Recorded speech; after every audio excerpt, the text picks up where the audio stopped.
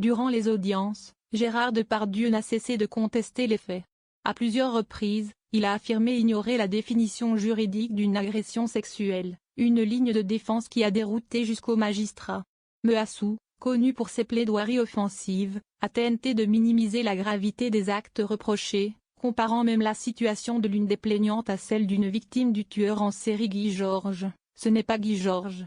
Votre trauma, quand bien même l'agression aurait eu lieu, il est quand même en face. Les avocates des parties civiles n'ont pas mâché leurs mots.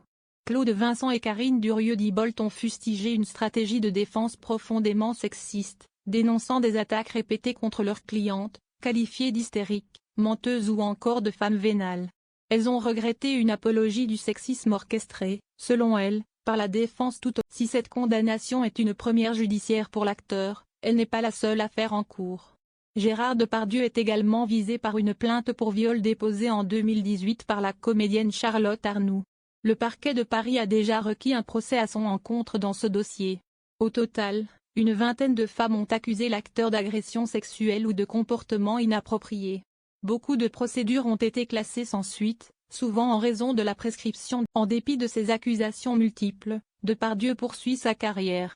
Fanny Ardant, amie et collègue de longue date, n'a pas hésité à le défendre publiquement et à le faire tourner dans son prochain film. « Je n'ai jamais assisté à un geste que j'aurais trouvé choquant », a-t-elle affirmé lors des premières audiences, assumant « Cette condamnation marque un tournant pour une figure longtemps intouchable du 7e art français. Mais ce chapitre judiciaire n'est peut-être qu'un début. Le feuilleton Depardieu, désormais, se joue autant dans les prétoires que sur les écrans.